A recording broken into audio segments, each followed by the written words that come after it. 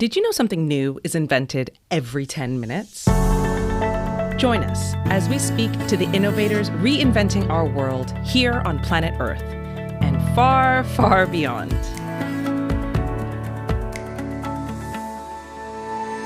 Welcome to GTWN Now, a podcast brought to you by the Global Telecom Women's Network and sponsored by CMS Global. GTWN Now introduces the movers and the makers at the cutting edge of technology who are committed to keeping us all connected. In each episode, we invite a leading expert to share her experience building life-changing inventions in places and spaces that don't yet exist, and the inspiration they must muster to tackle the impossible. We also ask our guests to share tips, tools, and strategies to reach your own moonshot. I'm your host, Rosali Gitau, founder of Bixi FinTech for Women and Global Telecom Women's Network International Board member. Welcome to GTWN Now.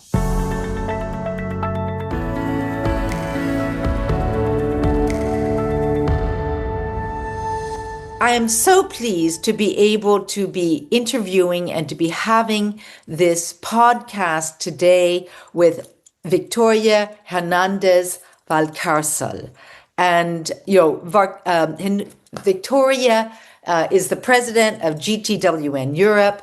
She has been in senior positions with Orange, with BT, with Belgacom Proximus, and that is very relevant for the topic that she is going to be talking about today and that she has written an essay on for our Mobile Century magazine.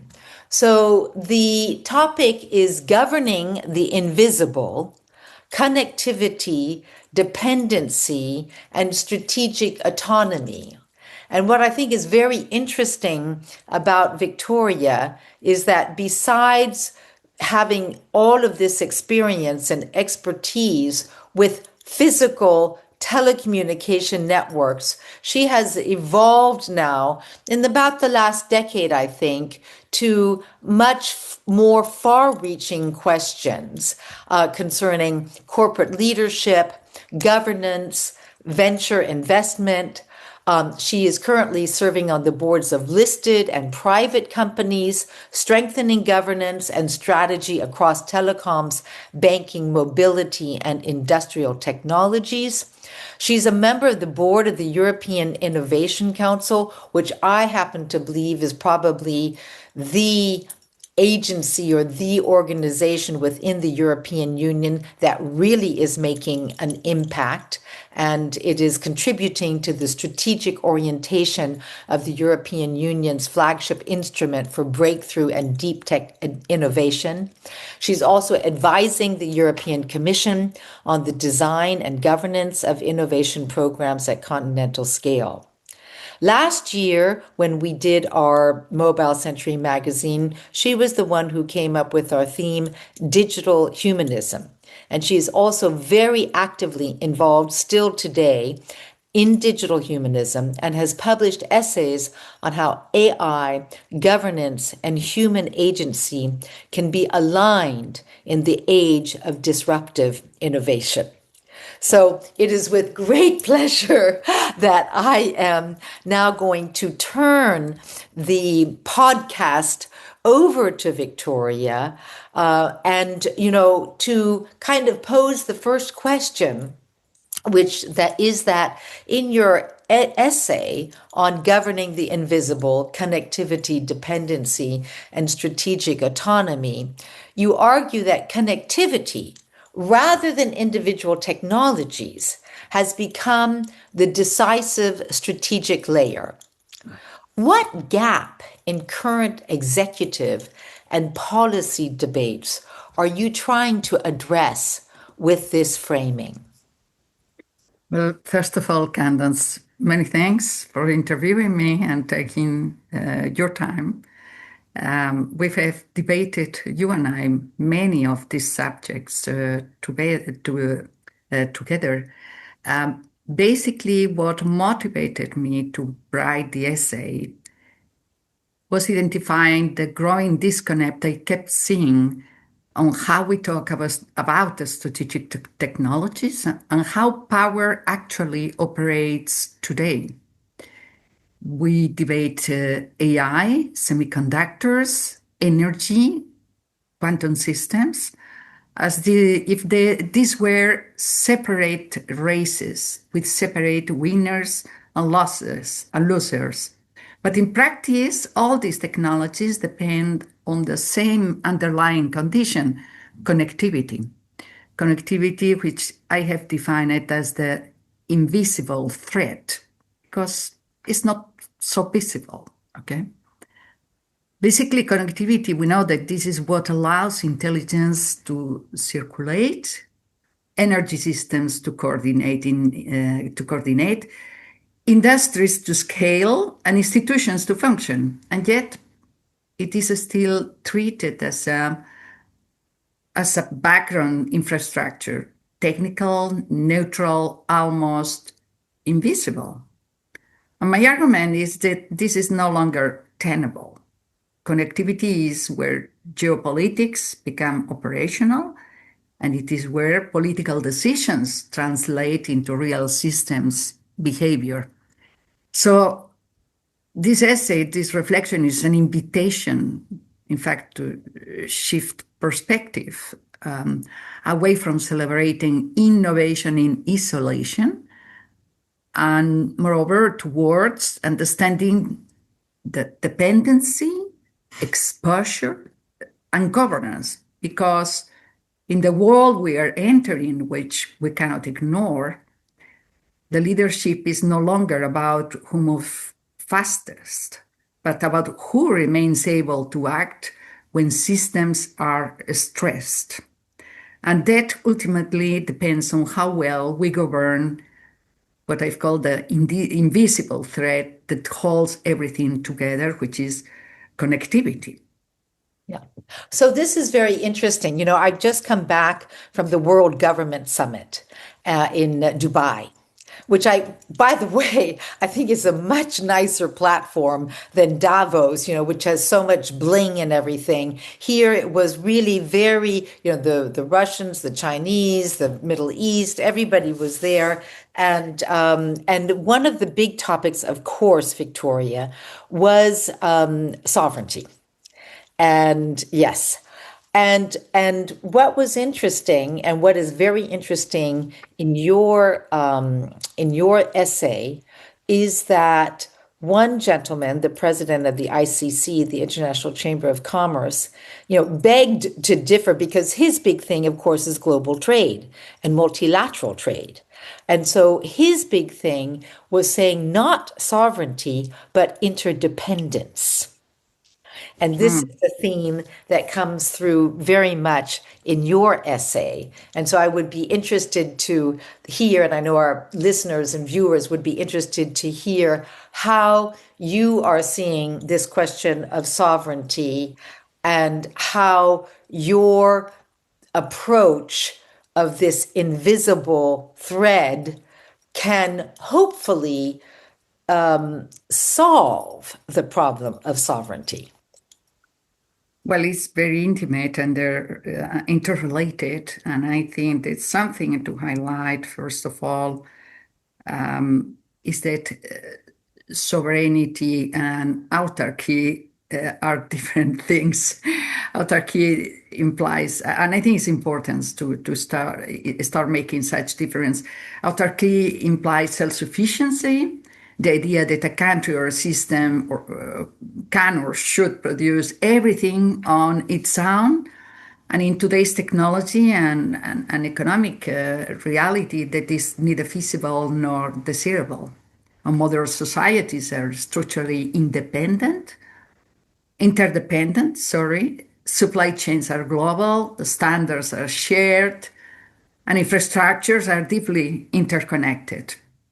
So sovereignty, in contrast, is about agency under interdependence. So the word interdependence, it's part of the definition, but it's about agency. So it is a capability to decide act, and recover without being coerced or paralyzed to external dependencies. The question is not whether we depend on others, we all do, but whether those dependencies are visible, governable, and reversible under stress. So basically, a sovereign system is one that knows where its critical dependencies lie, can manage or rebalance them with when conditions deteriorate, and retains control over key decision points such as access, updates, standards, and recovery. The thing is, the fact that sovereignty seeks control and resilience within interdependence. Okay. Yes, yes. So, in your essay, and you talk about Ukraine, you talk about the war in Ukraine. I think all of us, obviously, we are all striving for peace. One of the big factors in the Ukraine war, first of all, I say that it's the first war, the first space-based war, because with all of the surveillance from space, we've been able to track the troops. We can track the tanks. We can have autonomous drones. We can have obviously the communications, etc. And it is very clear that the energy and the telecommunications infrastructure, which are linked, are very much under stress. So how do you see, or can you foresee, a situation where Ukraine could regain control of this interdependency to make it work for themselves? Okay, now this relates with my previous answer about and distinction in between our autarky and sovereignty. It is clear that a single country cannot do alone. That we have in the interdependency in between others. I think that Ukraine, the lessons we can take is that connectivity proved as decisive as physical hardware. By physical hardware, I'm talking about military, the traditional military weapons, drones, etc. That in fact, connectivity played a role which was essential. That the control, denial, and restoration matter more than the ownership. And we saw it through external forces. Basically, not many people is wondering, or you and I, we know, but let's say for the most broader audience, many people doesn't question how the president of Ukraine could provide interviews to the practically all parliaments in the world when we know that the first thing in an attack which is target is the terrestrial communications. Okay, so here it was proof that hybrid infrastructures such as satellite and terrestrial provided resilience. Okay, and provided resilience in many subjects as well, for the emergency service that were required, etc. Revealed as well how quickly a modern system can degrade when connectivity is contested. How to provide this resilience, this is where cooperation matters, okay? Autarky is not enough. To build certain systems which are critical, you need, let's say, the right efforts, the financial means as well, and to generate the technology which is required.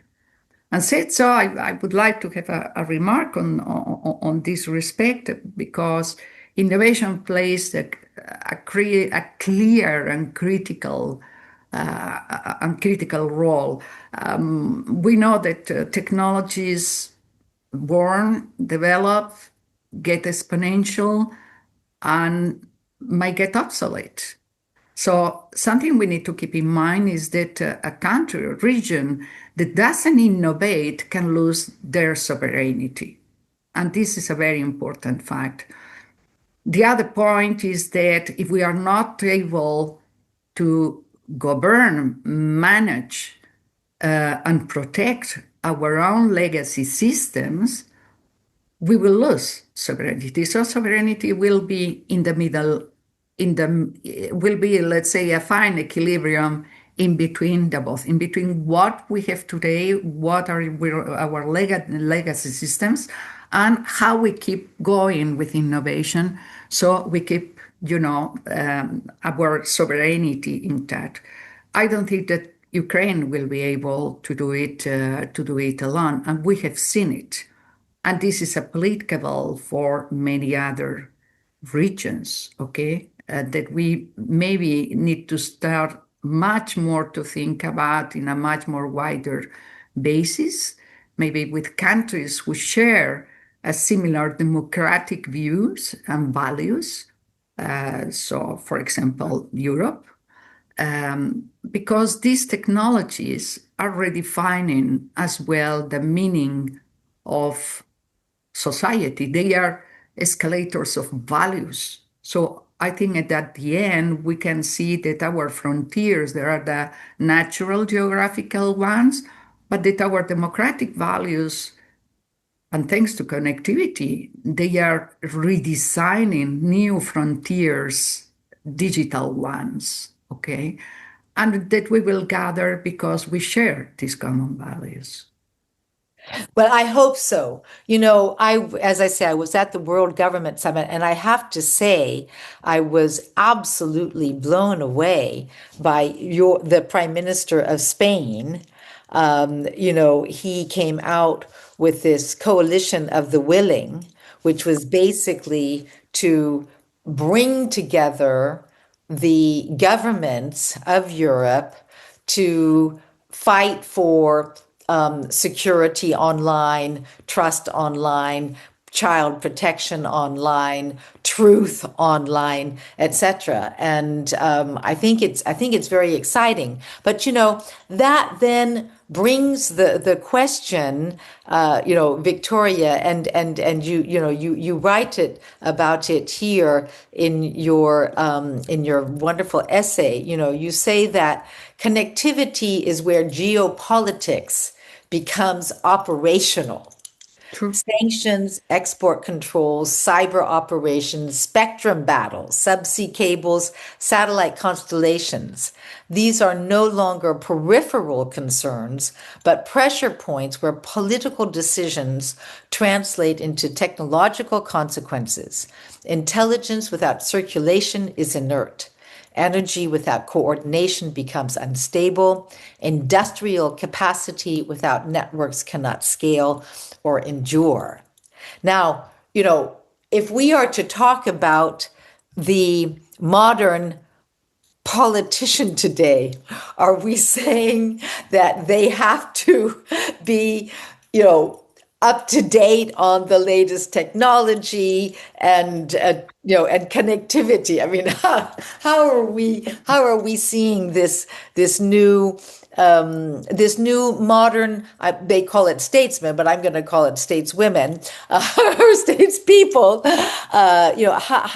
How can a modern stateswoman or man come to grips with all of these technologies which you and I live every single day? But how can they start to understand and to exercise the control and the governance that you are talking about? Well, I think they have been using it already without not knowing, basically. I think that the question I wanted as well to highlight is the fact that all these technologies have been in cohabitation together, but we were focused on a seamless, we thought about interconnectivity, seamless operations, but the world has changed, and this is the major shift we are witnessing, where our these are not objects. We could talk about telecom systems, electricity grids, etc., in separate manner. And this is where our current wall is putting pressure, and the pressure is putting under stress all these systems. I think that probably all our governments, they do not need to be technologists, but they may have an understanding on what these systems, which are not object or individual anymore, you see, the usage and leverage that might have into implementing political decisions. And we are seeing it every day. So you know perfectly that you do not need to understand how they work. They need to understand which the possibilities are, and as well to measure the risk. This is all about governance, you see, and having a broader view about the cascading effect. Let's say the big question with these systems, and if we take, there are two for me that are essential because they are gravitational, is energy systems and connectivity. Both of them together are gravitational. All the rest might fall in cascading effect. So what they are seeing is that we are having systemic risk, which afterwards affects the population. And maybe the Spanish prime minister, knows very well, because last year in 2025, we had a major power failure in Spain, Portugal, little bit south of France, etc. And I happened to be in Barcelona for a business trip this day, so I saw the effect in the population. We were talking about the war in Ukraine, but in fact, it's enough that you provoke an interruption for mirroring the warfare situation into a civil society, which was in peace, basically, because everything stopped. Cash become a way again, the currency, digital payment systems, transport interrupted, panic in the population, things that we never thought. Of course, hospital have self-powered generators, but what about the people who were in home care and dependent on machines? Some of them died. So I'm not surprised that the prime minister, who had the feedback on the consequences in the population, was so, adamant and well informed about the consequences. And I think this is something which is, for us in technology, we are in technology and innovation for decades, Candace, implementing and using it. But let's say that with the tensions that we are living, the consequences are being much more visible and tangible in our societies and for our governments. Okay. Absolutely. And here again, I'm just reading this incredible essay, that you have written, and the ability, I mean, at the end of the day, it is the ability to, design resilience. I think this is, you make this very, very clear about Resilience by design. resilience by design. Resilience by design. Yes, yes. And also, the I was recently in the United States, and we were talking about, interoperability between countries' systems, so that if a country has a failure either in their energy or their telecoms, grids, that another country can come and help them. But of course, that means that those systems have a certain degree of interoperability, which here again, in worlds where we're talking about sovereignty, does sovereignty mean silos, or can it mean, interoperability, and as you have also rightly pointed out in your essay, standards? So how are you seeing this interoperability play a role in the national and international governance?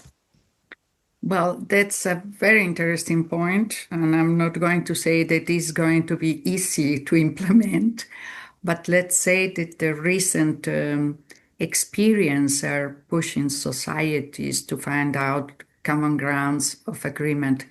In reality terms, what we are identifying is that, as I said before, is not in telecommunications. We have been working on interoperability already for decades. Yes. And we know how to build alternative routes, resilient systems, etc. But let's take the example. We thought that maybe our power grid was sustainable, and we never considered that maybe we should have into talks not just the interoperability of different telecom operators, but what about the power that needs to keep them up and running, despite the fact that we may have self-power generators for antennas, but we know that this has a limited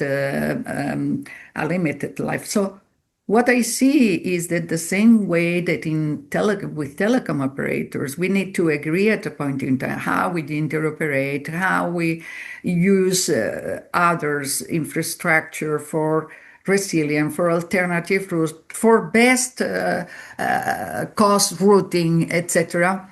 We're now to think upwards in terms of, okay, what about the energy grid, transport, etc.? And thinking resilience much more on the upper layer of the full systemic for a society. And saying so, we could see as well that what provided as well, for example, in the blackout in 2025, for Spain to recover easily, much more quickly, was as well the interconnectivity with countries such as France. Therefore, we might need to think, and governments must think in the future, not just in the seamless mode, not in a scenarios as it was in the past, but in failure modes. What Yes. happens when everything fails? Okay. Yes, yes, yes. And I think this is, here again, something that you point out very succinctly, in your essay, that, resilient, design, resilience by design, failure, not failure by design. Now, Victoria, you are also a member of the board of the European Innovation Council, and you have been very active, even before you became a board member. So, what role do you see innovation playing in solving these dilemmas that the world is, currently facing? Well, there are number of two things is, of course, the European Innovation Council, which seeks developing technologies that can reinforce our sovereignty. Because, as I was saying, a society that doesn't innovate loses its sovereignty.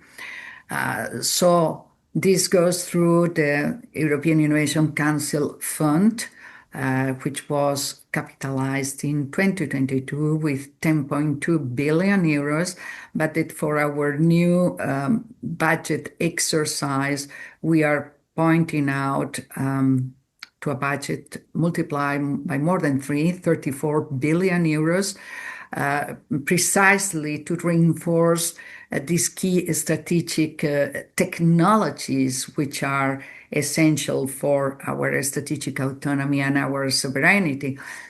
This is one aspect. So it's not just, innovating, is providing the financial conditions for this to happen. And on the industrialization side, how to make the step, from innovation, disruptive innovation, key strategic innovation. Then we created STEP, the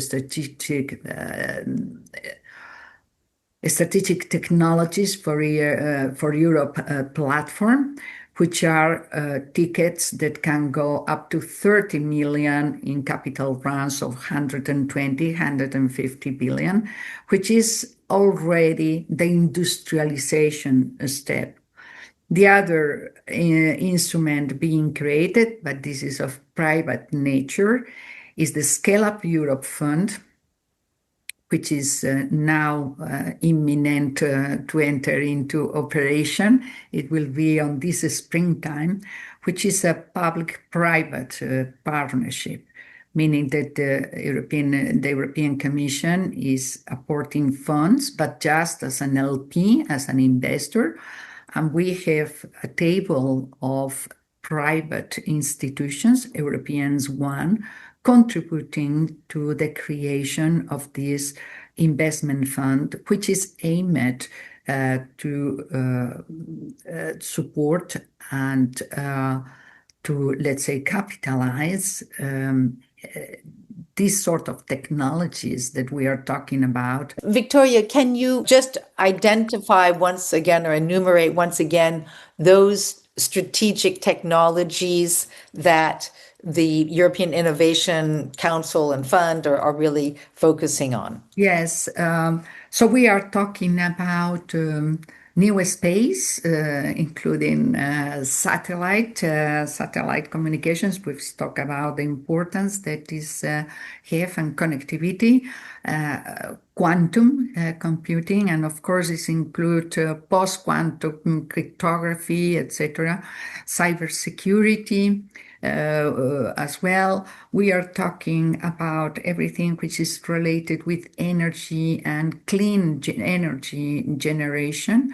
We have talked very much about the current systems, but we need to think about future generation of power, which is based on clean energy. So, for example, fusion plants.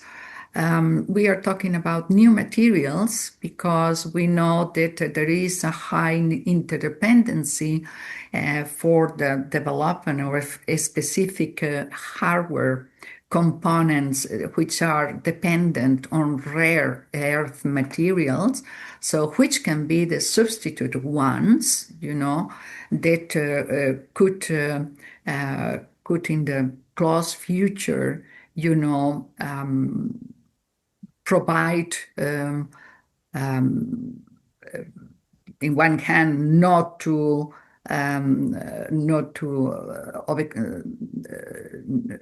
not to penalize the earth itself, but Yeah. that provide us the necessary the necessary This, autonomy, autonomy, not and the sustainability. dependency Exactly. Yeah, that we have exactly. today. Exactly. Okay. Yeah, exactly. So, Victoria, if you were a politician today, Not. or if you were advising politicians, which you are, in the various roles that you're playing, particularly at the European Innovation Council, is there one strategic warning that you would want to give decision makers as they go forward in their governance? Well, I would say that strategy today is about designing resilience before crisis happens. Okay, I think this is the message that I would give today. Technological leadership without control of connectivity is, by the way, an illusion. So this will be my strongest messages today. And that the invisible threat must be governed, not assumed. Absolutely. Well, thank you so much. This has been a My pleasure. fascinating, discussion. I think we could go on forever, but we will probably have another podcast. And I think it's so important, Victoria, that we have people like you who are really bringing their experience, their expertise in telecoms, in banking, in data security, etc., to these overarching questions for humanity. And so, and here again, your very exciting work in digital humanism. So thank you, and My we pleasure. look forward. And if I can Yeah. finish with an anecdote, when we started this conversation late because my computer decided that it has to be restarted and updated.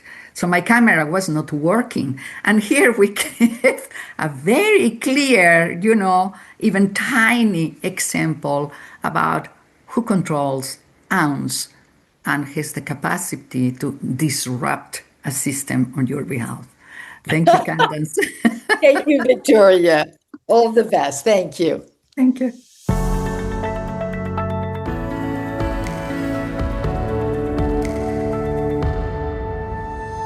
I want to thank our guest for joining today's episode of GTWN Now, and give a big thank you to our sponsors, CMS Global, for making this episode possible. Today's podcast will be available on our website, gtwn.org, Apple Podcasts, Spotify, and wherever else you get your podcasts. Don't forget to hit the subscribe button so you'll be notified when new episodes drop. I'm your host, Rosali Gitau, GTWN International Board Member, wishing you a week of wonder.